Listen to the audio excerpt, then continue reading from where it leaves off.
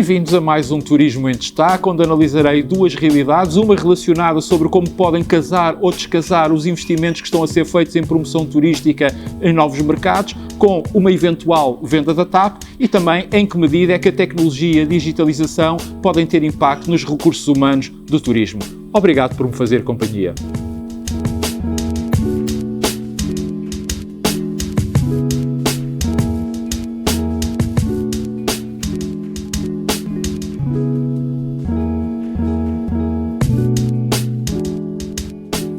Quanto ao investimento em novos mercados, quer por parte do Turismo Portugal, quer dos demais agentes turísticos, bem como o crescente número de interessados na compra da TAP, são naturalmente duas boas notícias que deixam antever uma perspectiva bastante otimista para a evolução do próprio turismo nacional. Mas para ser totalmente objetivo, caso a questão da venda da TAP não seja devidamente bem negociada e os interesses nacionais, particularmente os interesses económicos e dentro desses os interesses turísticos devidamente acautelados, pode deitar tudo a perder e ser a pedra de toque para moldar um destino Portugal bem diferente para pior daquele que presentemente projetamos, atentos os perigos que a mesma encerra, como em parte tive a oportunidade de explicitar no episódio 93 do Turismo em Destaque. Mas já lá irei. Para além do mercado interno, que hoje propositadamente vou deixar de lado, como é sabido, o turismo português depende historicamente de 5 grandes mercados europeus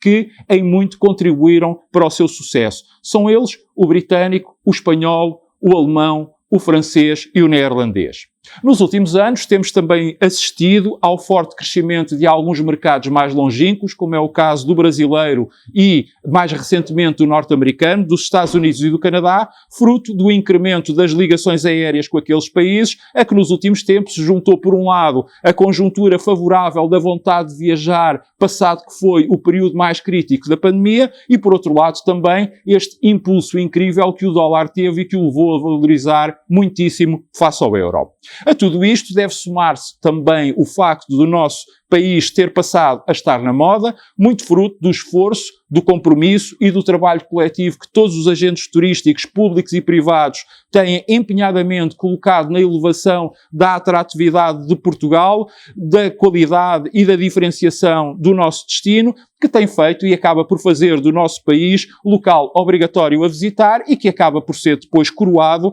com a ímpar hospitalidade que leva a que todos aqueles que vêm até nós se sintam como estando verdadeiramente nas suas casas. No fundo, temos um país mobilizado para o turismo, onde é fácil chegar e que oferece, qual concentrado de diversidade, incontáveis, únicas experiências e emoções, sempre de forma muito acolhedora. Faz por isso todo o sentido que se invista em força na promoção do destino de Portugal, em novos mercados com elevado potencial, como é o caso do americano ou até mesmo de alguns asiáticos, como é o caso da China, neste último mal a situação pandémica assim o permita. Mas, e se de um momento para o outro toda esta moda se perdesse, se esmorecesse? Ou se, de alguma forma, todo este esforço de promoção fosse por água abaixo, porque pura e simplesmente os turistas deixassem de ter como chegar até nós. Não nos esqueçamos que um dos principais fatores críticos de decisão para quem viaja é, atualmente, a facilidade, ou se quisermos, a comodidade. Ora, se de um momento para o outro deixássemos de ter voos diretos, por exemplo, com os Estados Unidos da América, será que os americanos continuariam a vir nesta ou em maior quantidade até nós?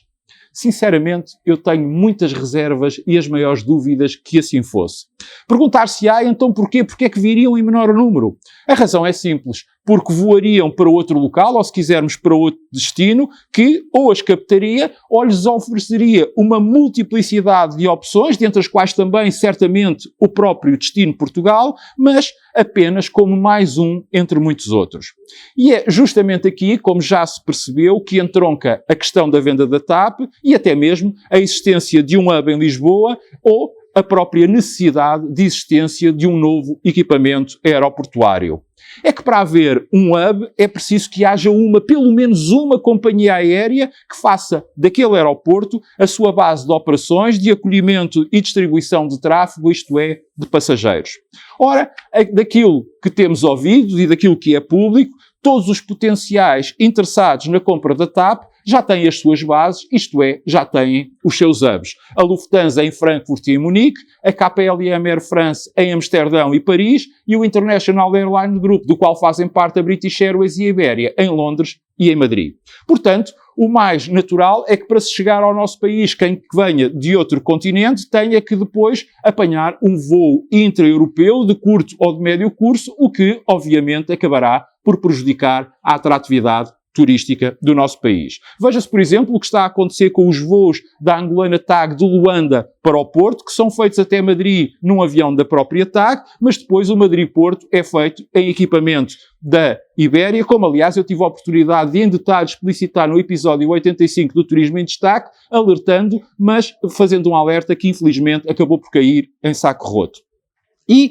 nesta mesma eventualidade, se calhar, até acaba por ser questionável a construção de um novo aeroporto, pois acabaria por não existir qualquer companhia que aí instalasse o seu hub. É por isso que comecei por dizer que os interesses nacionais, sobretudo os económicos e muito em particular os turísticos, podem, devem, têm obrigatoriamente que ser acautelados sobre a questão da venda da TAP. E ainda digo mais, garantir em Lisboa um hub secundário apenas para servir os mercados do Atlântico Sul, entenda-se do Brasil e de África, não será suficiente, já que paulatinamente o mesmo acabará por ser sugado pelo hub principal, pois será esse aquele que melhor servirá os interesses de um eventual novo dono da própria TAP.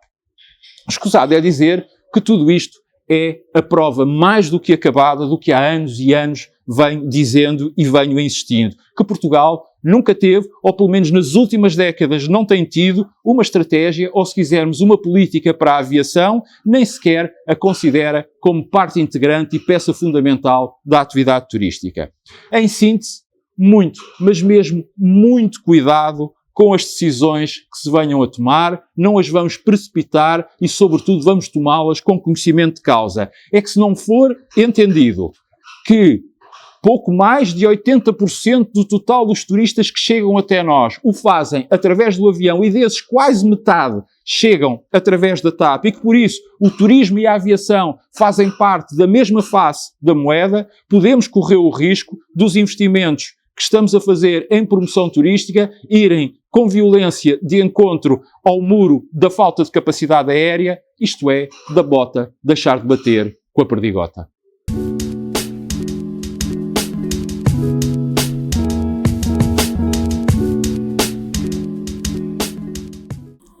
Saber se do ponto de vista dos recursos humanos a tecnologia e a digitalização nos setores do turismo são uma ameaça ou um benefício é uma daquelas perguntas que, como costuma dizer-se, dá uma resposta com pano para mangas. No entanto, e procurando ser objetivo, há alguns pontos que sobre esta temática são, quanto a mim, fulcrais para um melhor entendimento da mesma. E quais são então esses pontos? O primeiro é que seja por razões de mercado, nomeadamente pela pressão dos próprios consumidores, seja por uma melhoria do desempenho das empresas, ou pela uma melhor fruição dos destinos, ou ainda da facilidade de contacto entre a procura e a oferta, a incorporação de tecnologia e a consequente maior digitalização no universo das viagens e do turismo é algo não apenas inelutável, mas que cada vez mais e de forma crescente estará presente nas diversas atividades turísticas. Em segundo lugar, há e haverá um aumento do número de tarefas e de profissões turísticas que tenderão a ser desempenhadas através do recurso à tecnologia nas suas múltiplas formas,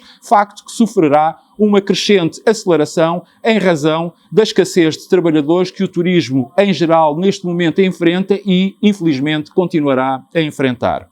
Um terceiro ponto é que a tecnologia e a digitalização fornecer-nos-ão muitíssima mais informação acerca das tendências, dos gostos, dos hábitos, dos desejos de quem viaja, logo permitir-nos-ão um melhor conhecimento do cliente e, consequentemente, como melhor o cativar, como melhor customizar, no fundo, a oferta dos produtos e serviços de que dispomos, transformando cada viagem em algo de único, em algo de exclusivo, feito exatamente à medida do próprio turista. Em quarto lugar, por esta razão, também por via da tecnologia e da digitalização, a inovação na e da oferta turística dará um salto significativo, quer do ponto de vista qualitativo, quer do ponto de vista quantitativo, desmaterializando rotinas, hábitos, procedimentos e operações, tanto por parte dos turistas como por parte dos próprios profissionais do turismo, transformando gestos, modos de atuação e até mesmo a aceitação do novo, ou se quisermos da novidade, com uma muito maior naturalidade. Só que a par disso virá a exigência de quem consome, de quem utiliza, que andará de braço dado com também a maior responsabilidade de quem proporciona ou de quem disponibiliza. Dito isto, expostos estes 4 pontos, quanto a mim, essenciais, já hoje, não amanhã e muito menos num futuro longínquo, isto significa que há algo que permanecerá totalmente inalterável. É que o turismo continuará sempre, mas sempre, a ser uma atividade económica feita por pessoas para pessoas. E isso quer dizer que os seus setores continuarão a ter carência de trabalhadores porque continuarão a ser de mão de obra intensiva, só que precisarão de melhores trabalhadores, mais aptos, mais qualificados, mais conhecedores, mais informados, no fundo, mais focados naquilo que é verdadeiramente a essência da atividade turística, ou seja, o ser humano, quem viaja, os turistas. Como a personalização, o único, o exclusivo, dominarão, serão a tendência, tal vai inevitavelmente provocar a extinção de muitas profissões que serão substituídas por recursos tecnológicos, mas igualmente o aparecimento de muitas outras que aliarão as capacidades turísticas ditas mais básicas, como o conhecimento do produto e dos serviços, a aspectos cognitivos e sensoriais, como a intuição, a proatividade, a agilidade, a especialização e a capacidade empreendedora, de modo a acrescentar o máximo valor turístico possível ao produto e a enriquecer a experiência turística ao limite. Em suma, a tecnologia e a digitalização, mais do que uma ameaça ou do que um benefício para os recursos humanos do turismo, são, em minha opinião, uma oportunidade singular, porventura uma oportunidade mesmo irrepetível da bota passar a bater com a perdigota e levando quer a emoção de quem viaja, quer a realização de quem trabalha no turismo.